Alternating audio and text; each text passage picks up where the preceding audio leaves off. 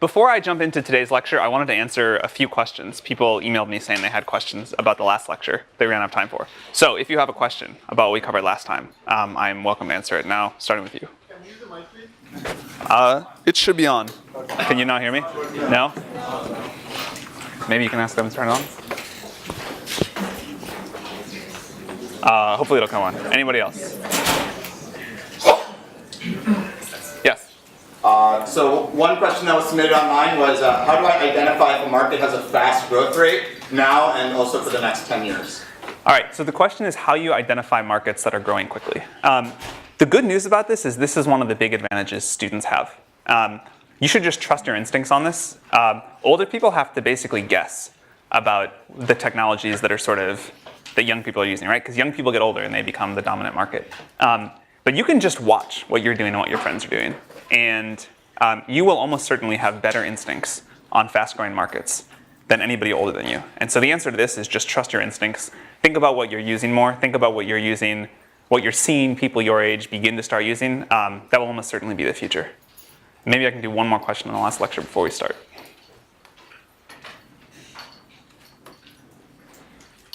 This isn't really the last lecture, but another question online is, how do you deal with burnout while still being effective and remaining productive? Yeah, sure. So the question is how you deal with burnout as a founder.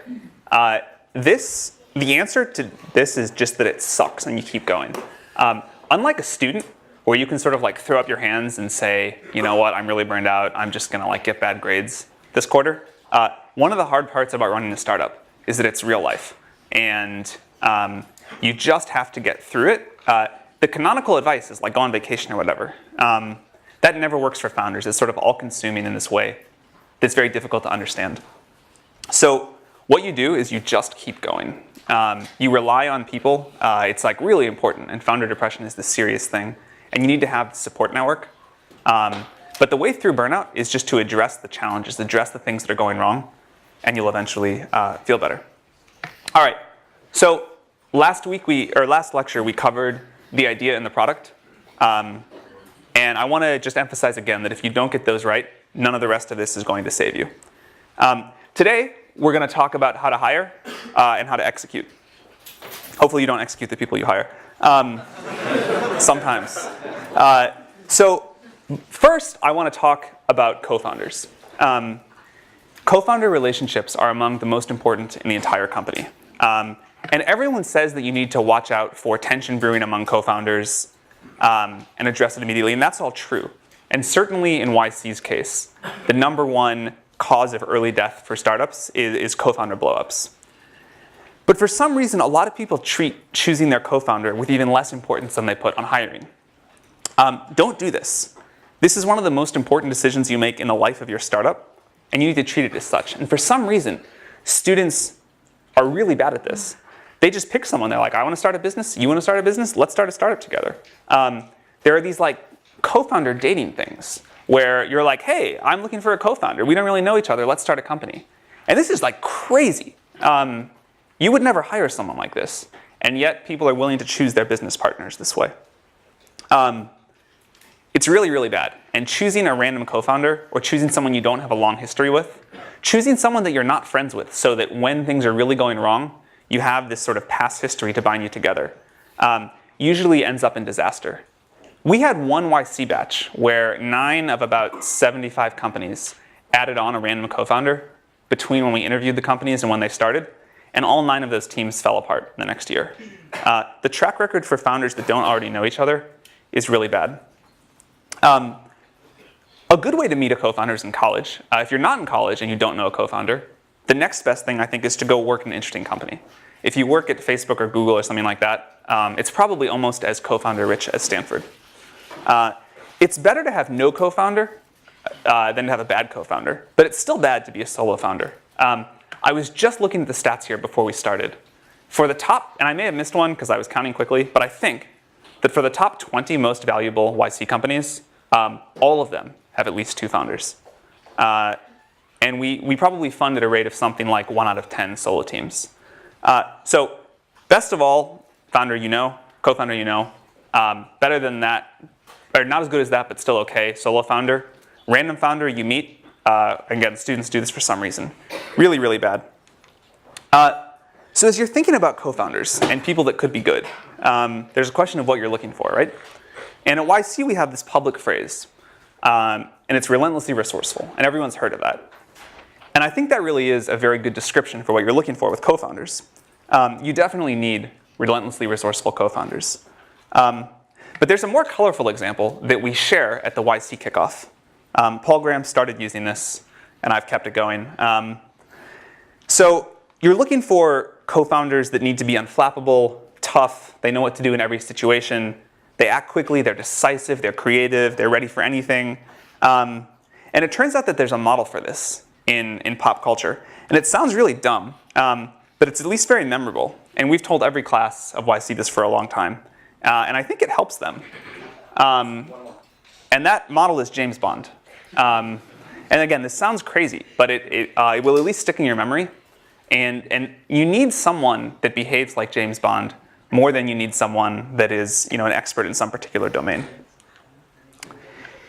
As I mentioned earlier, you really want to know your co-founders for a while, ideally years. This is true for early hires as well, but incidentally, more people get this right for early hires than they do for co-founders. So again, take advantage of school. In addition to relentlessly resourceful, you want a tough and a calm co-founder. There are all the obvious things like smart, but everyone knows that you want a smart co-founder. Most people don't prioritize tough and calm well enough, especially if you feel like you yourself aren't. You need a co-founder who is. If you're not technical, and hopefully most people in this room are, you really want a technical co-founder. There's this weird thing going on in startups right now where it's become popular to say, like, you know what? We don't need technical founders. We're going to hire people. We're just going to be great managers. That doesn't work too well in our experience. Software people really should be starting software companies. Media people should be starting media companies.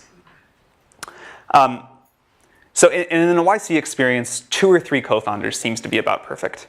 1, obviously not great. 5, really bad. 4 works sometimes, but 2 or 3, I think, is what to target.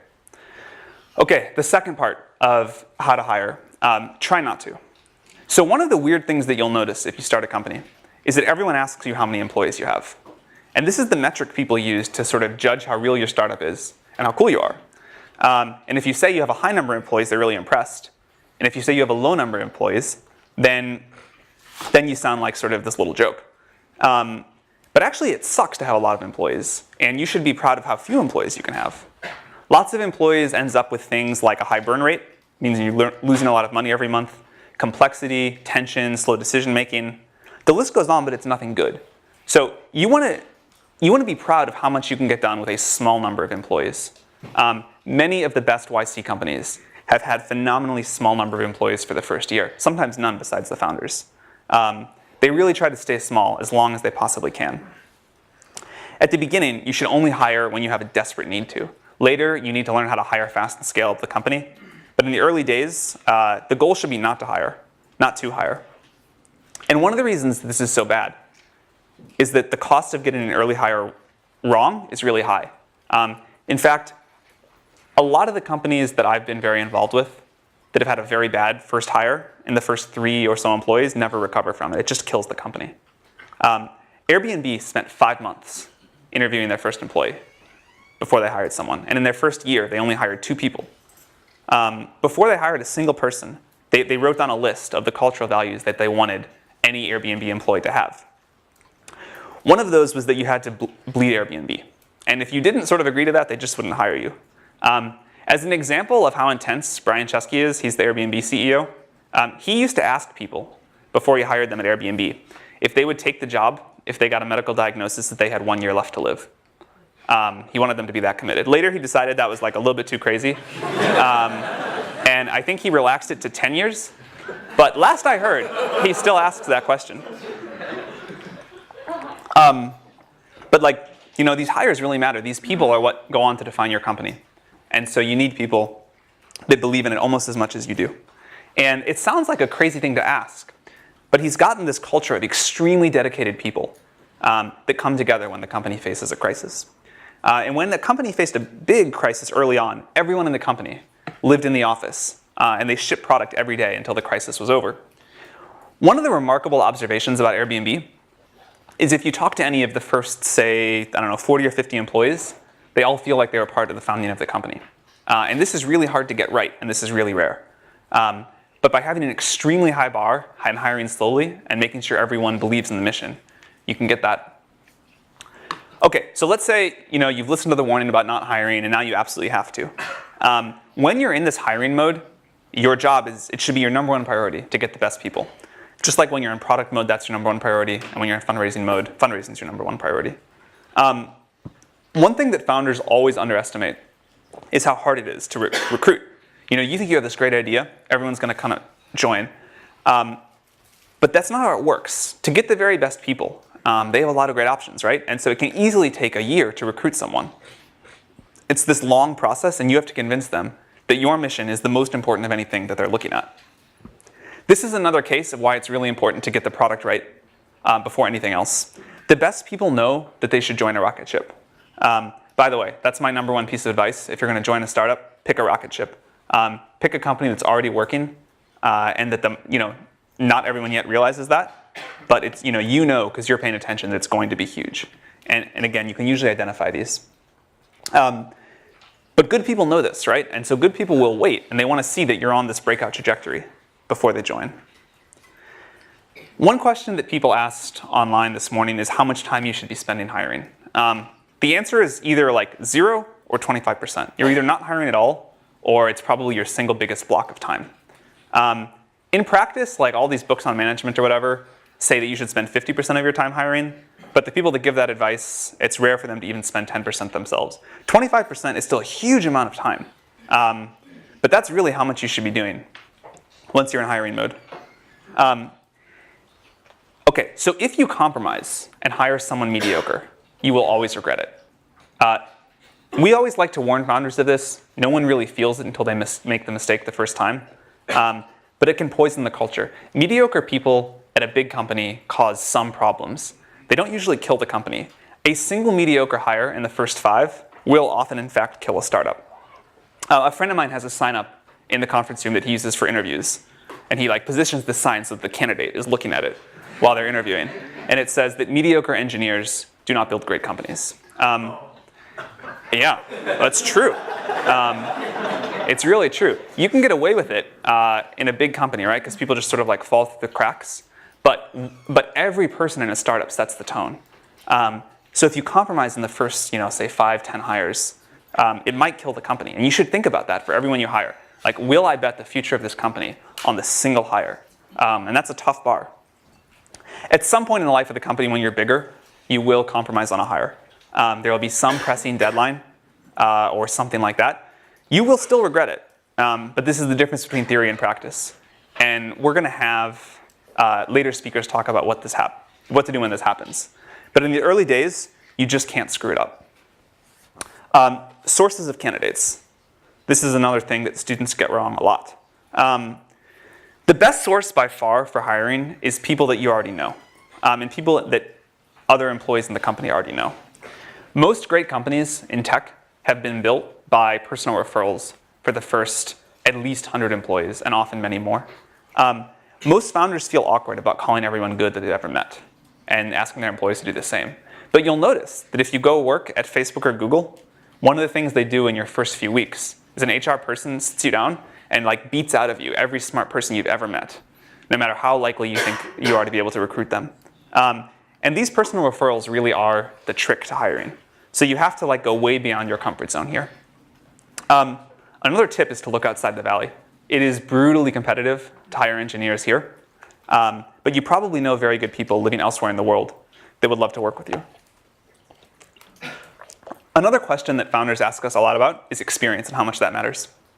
The short version here is that experience matters for some roles and not others.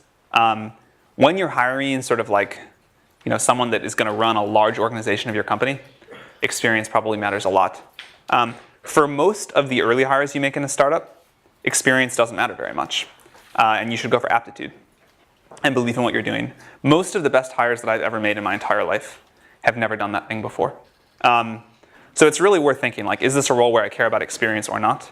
Most of the time you don't in the early days. There are three things that I look for when I hire people. Are they smart? Do they get things done? And do I want to spend a lot of time around them?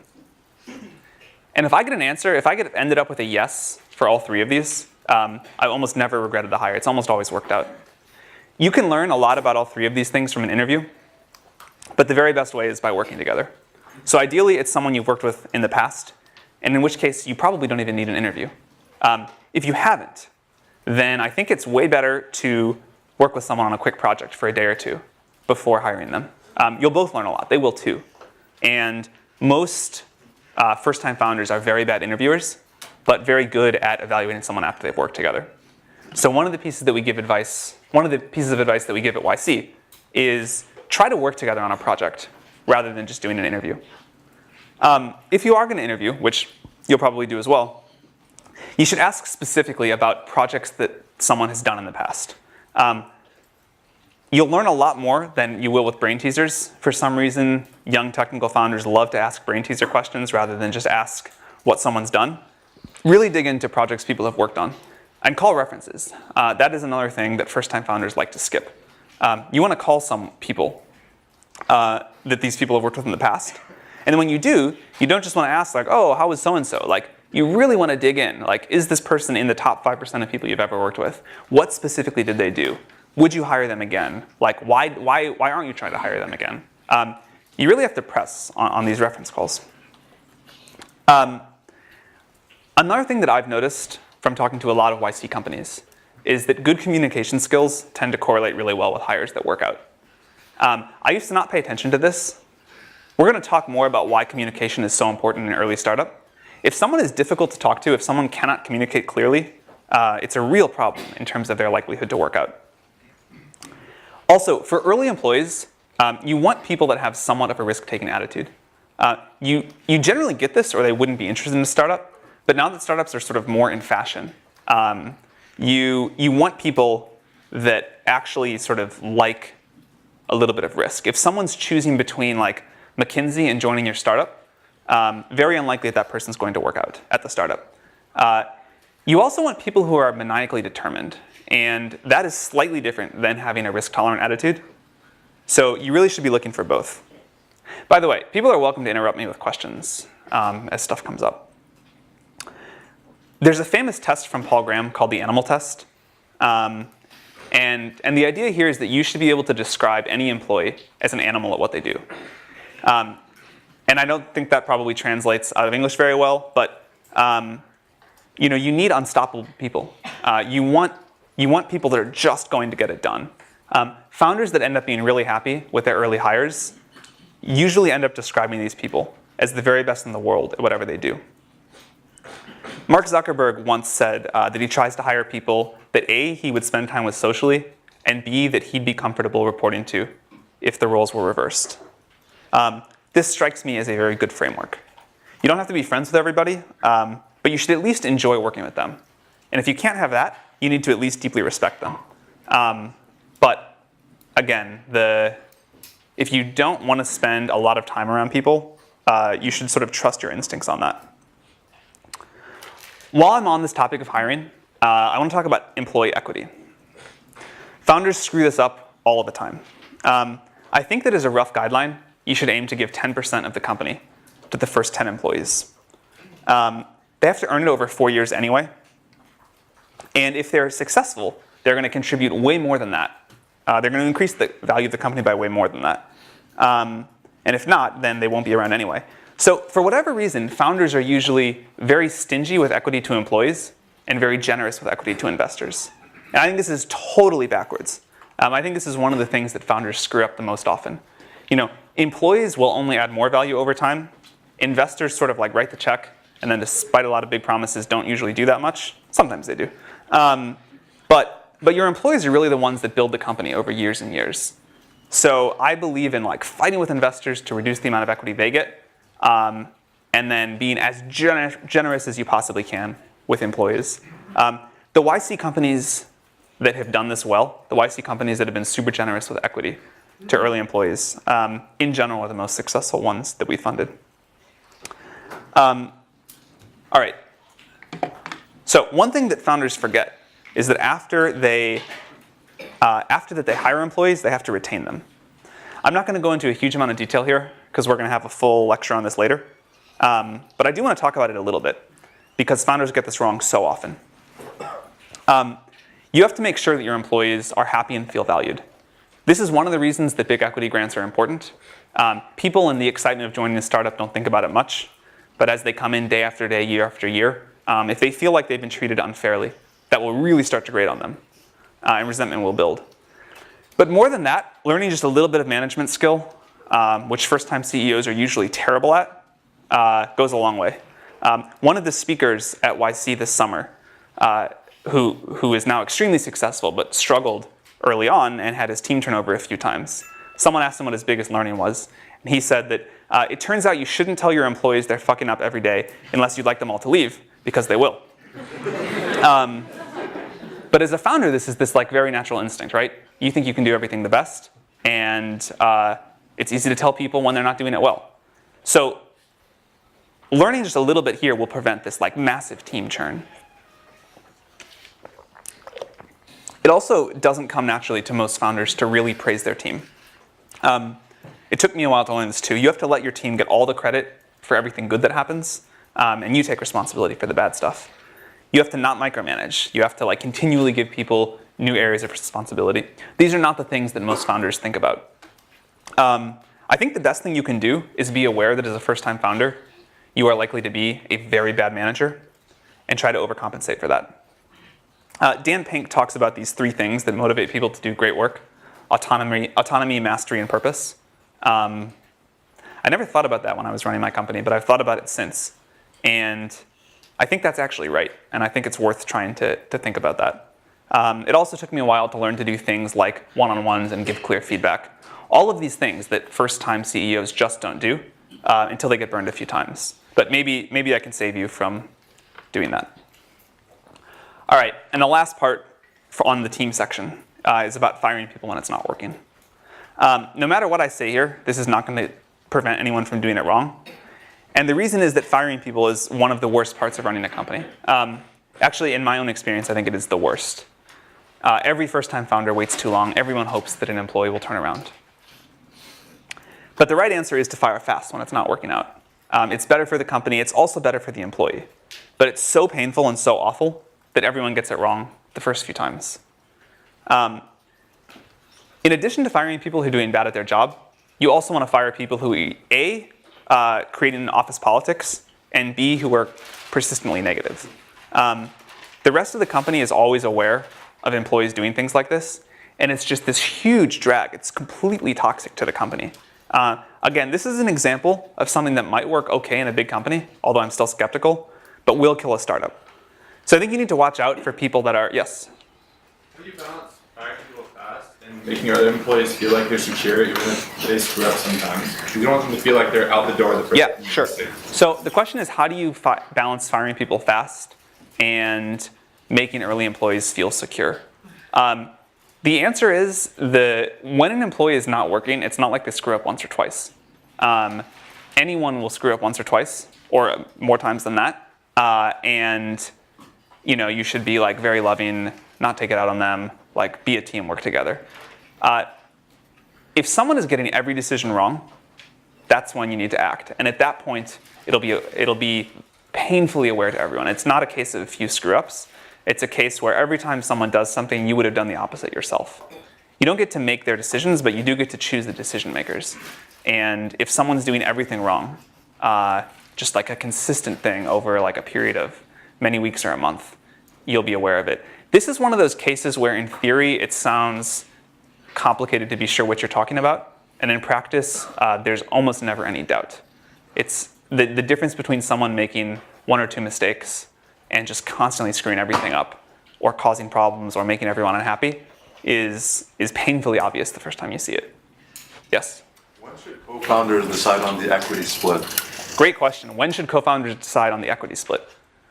For some reason, I've never really been sure why this is.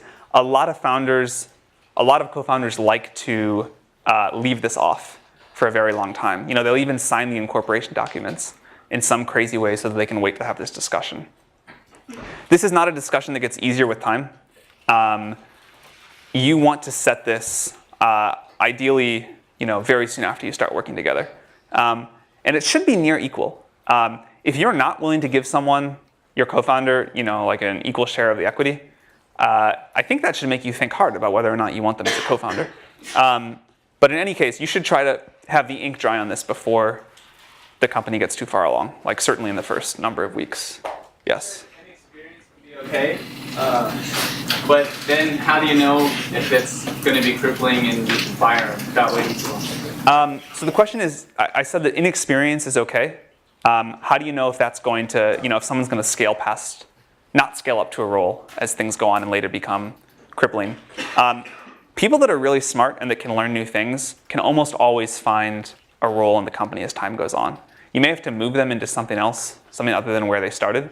It may be that you hire someone to lead the engineering team that over time can't scale as you get up to 50 people, and you give them a different role. Really good people, though, can almost always find some great place in the company. I have not seen that be a problem too often. What if your relationship with your founder or founders breaks down over time and you're ready to split equity and everything? What's the best way to manage that? All right, so the question is what happens when your relationship with your co-founder falls apart?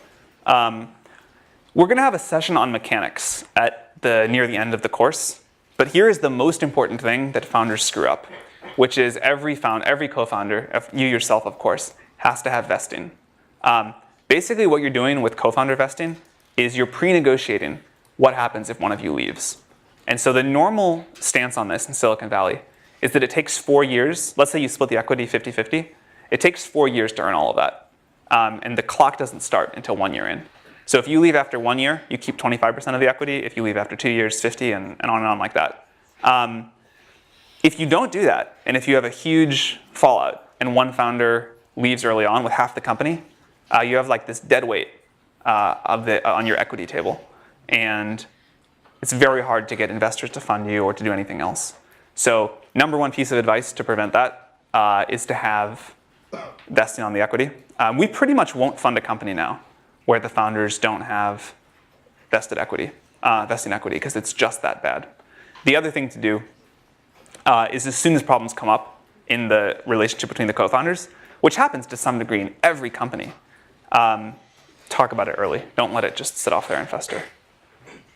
If you have to choose between hiring an employee that's not ideal and losing your users to another competitor, what will you do? If you have to choose between hiring a suboptimal employee and losing your customers to a competitor, what do you do? If it would be one of the first 5, say, employees of a company, I would lose those customers. I think the damage that it does to the company, you don't want to. It's better to lose some customers than kill the company. Later on, I might have a slightly different opinion, but it's really hard to say in the general case. How about one more question, then I'll keep going. Yes? What's your experience with co-founders who aren't working in the same location? I'm going to get to that later. The question is, what about co-founders that aren't working in the same location? Don't do it. I am skeptical of remote teams in general, but in the early days of a startup, where communication and speed outweigh everything else, for whatever reason, video conferencing or calls just don't work that well. The data on this is look at the, say, 30 most successful software startups of all time and try to point to a single example where the co-founders were in different locations. It's really, really tough. All right, we'll skip a little bit of this.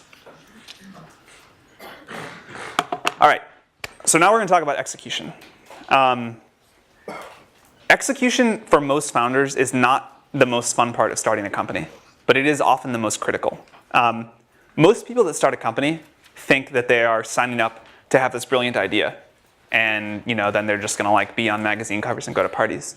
But really, what it's about more than anything else, what being a founder means, is signing up for this years-long grind on execution, and you can't outsource this. The way to have a company that executes well is to execute well yourself. Everything in a startup gets modeled after the founders. Whatever the founders do becomes the culture. So if you want a culture where people work hard and pay attention to detail and focus on the customer and are frugal, You have to do it yourself. There is no other way. You cannot hire a COO and have them, do this while you go off to conferences. The company just needs to see you as like this maniacal execution machine. As I said in the first lecture, there's like 100 times at least more people with great ideas than people that are willing to put in the effort to execute them well. Ideas by themselves are not worth anything. Only executing well is what adds value, or what creates value. A big part of execution is just putting in the effort, but there is a lot you can learn about how to be good at it. And so we're going to have, I think, 3 classes that just talk about this. So the CEO, people have asked me a bunch of times, like the jobs of a startup CEO. And there are probably more than 5, but here are 5 that come up a lot in the early days. The first 4, I think everyone thinks of as CEO jobs. Set the vision, raise money, evangelize the company to people you're trying to recruit, existing employees, partners, press, customers, everybody. Hire and manage the team. But the 5th one is that setting the execution bar. And this is not something that most founders get excited about or think about themselves doing, but I think is actually one of the critical CEO roles. And no one but the CEO can do this. Execution gets divided into two key questions. 1, can you figure out what to do? And 2 is, can you get it done? So I want to talk about 2 parts of getting it done, assuming that you've already figured out what to do. And those are focus and intensity.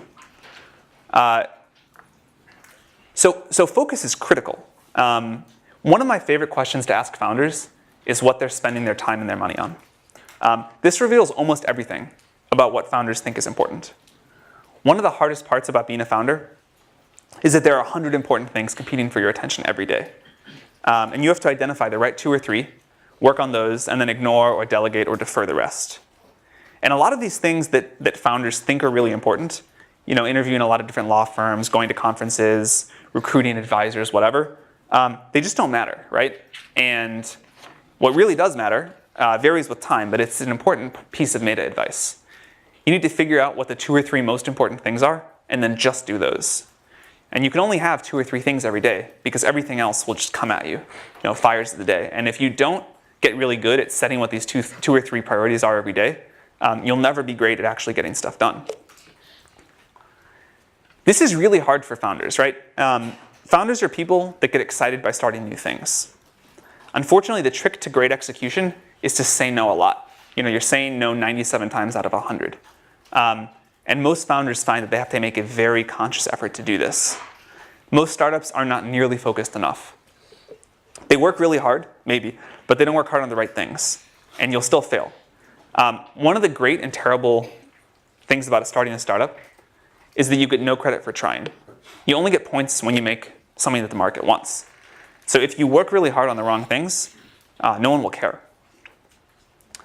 So then there's this question of how do you figure out what to focus on each day? And this is where it's really important to have goals.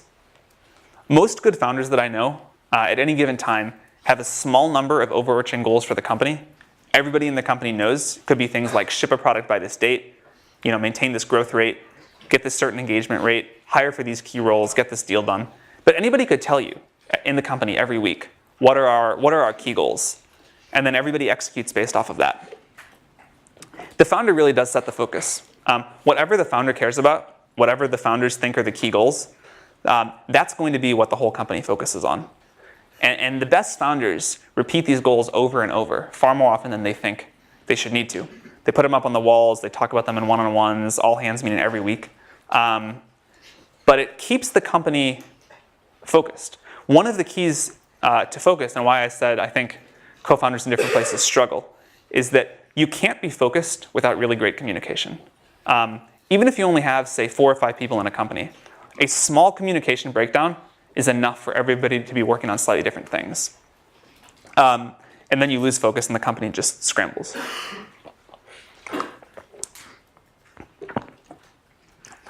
I'm going to talk about this a little bit more later, but growth and momentum are something you can never lose focus on. Growth and momentum are what a startup lives on, and you always have to focus on maintaining these. You should always know how you're doing against your metrics. You should have a weekly review meeting every week, and you should be extremely suspicious if you're ever talking about, we're not focused on growth right now, we're not growing that well right now, but we're doing this other thing. You know, we don't have a timeline for when we're going to ship this because we're focused on this other thing. We're doing a rebrand, whatever. Almost always a disaster. So you want to have the right metrics, and you want to be focused on growing those metrics and having momentum. Don't let the company get distracted or excited by other things. A common mistake is that companies get excited by their own PR.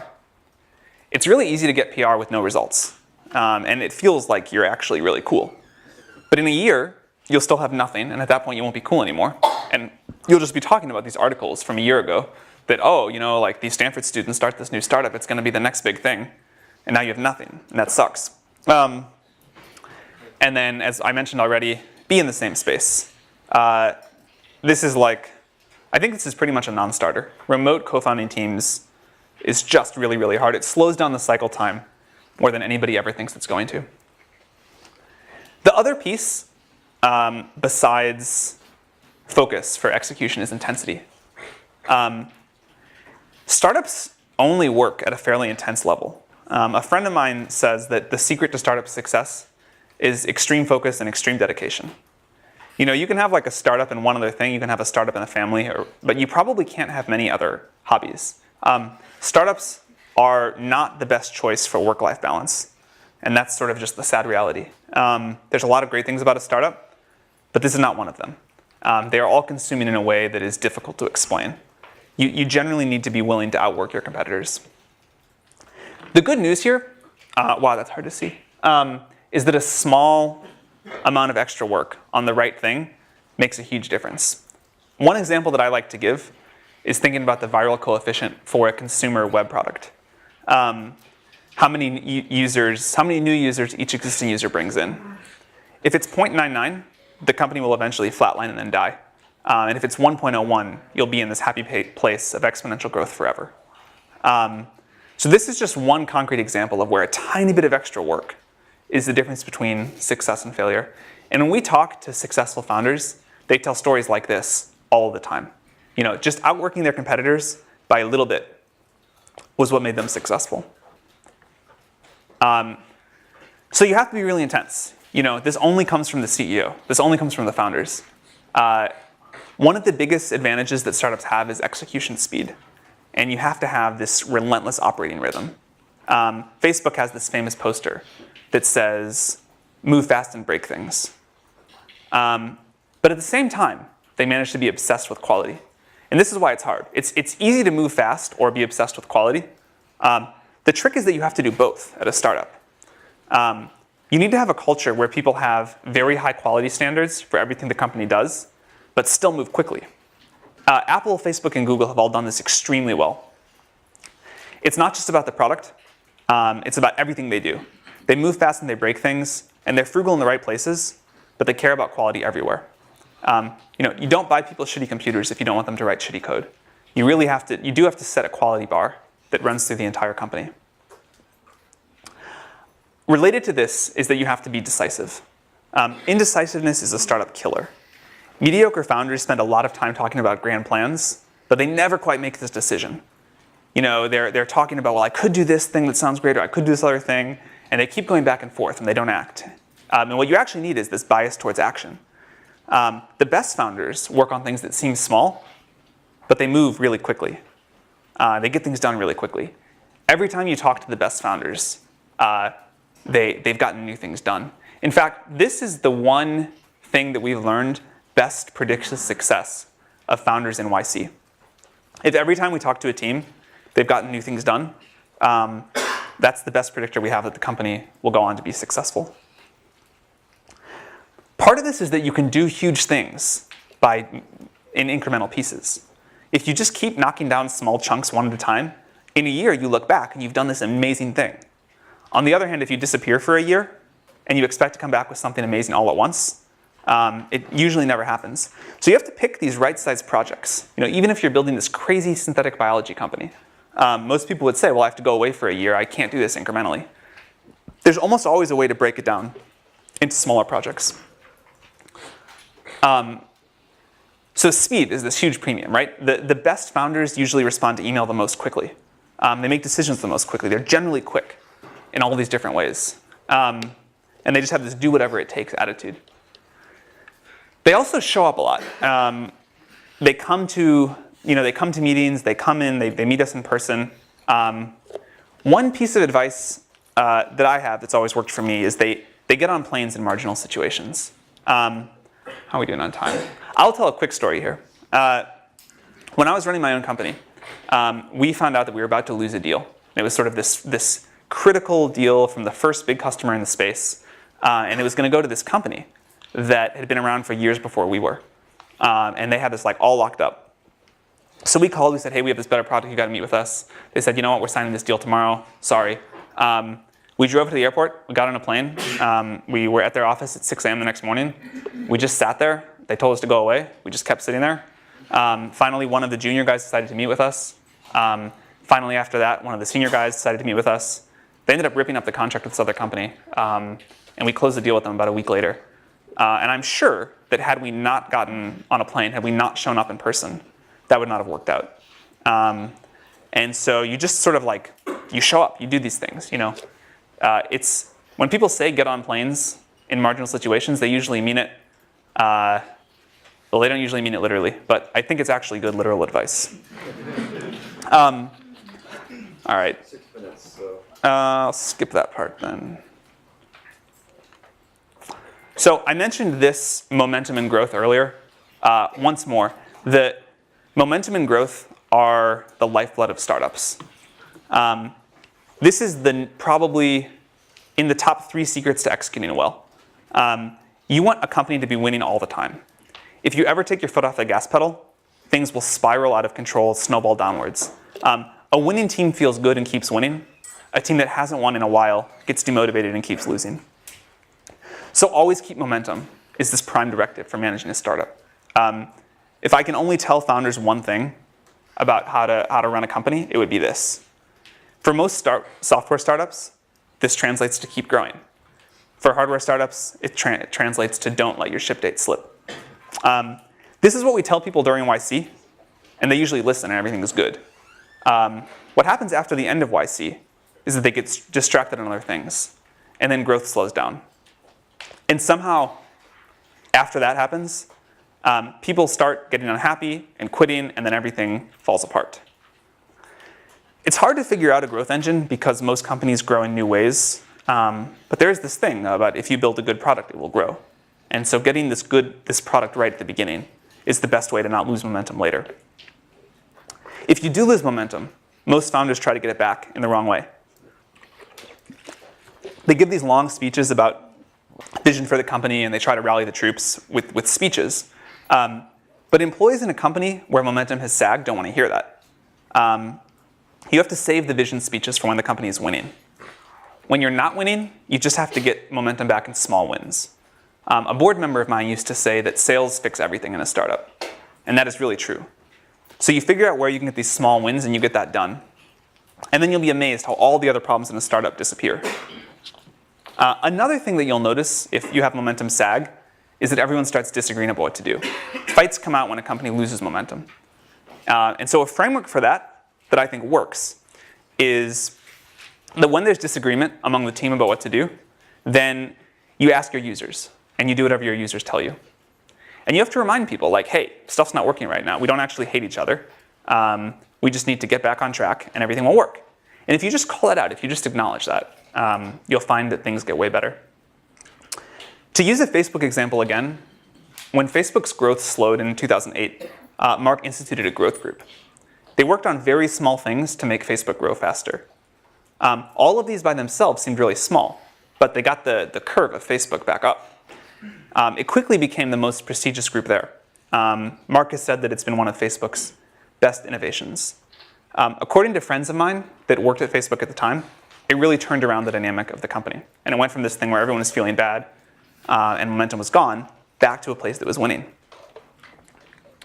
So a good way to keep momentum is to establish an operating rhythm in the company early, where you ship product and launch new features on this regular basis, where you're reviewing metrics every week with the entire company. This is actually one of the best things your board can do for you. Boards add value to business strategy only rarely. But very frequently, you can use them as a forcing function to get the company to care about metrics and milestones. One thing that often disrupts momentum and really shouldn't is competitors. Competitors making noise in the press, I think, probably crushes a company's momentum more often than any other external factor. So here's a good rule of thumb. Don't worry about a competitor at all until they're actually beating you with a real shipped product. Press releases are easier to write than code, and that is still easier than making a great product. So remind your company of this, and this is sort of a founder's rule, is not to let the company get down because of the competitors in the press. This great quote from Henry Ford that I love. The competitor to be feared is one who never bothers about you at all, but goes on making his own business better all the time. These are almost never the companies that put out a lot of press releases and that bum people out. Should we move on to this section? You know what? We'll cover this in a later lecture. I will talk about finance, deal making, and distribution. Are there any questions? Okay, so on Tuesday, Paul Graham is going to speak. See you then. Thank you.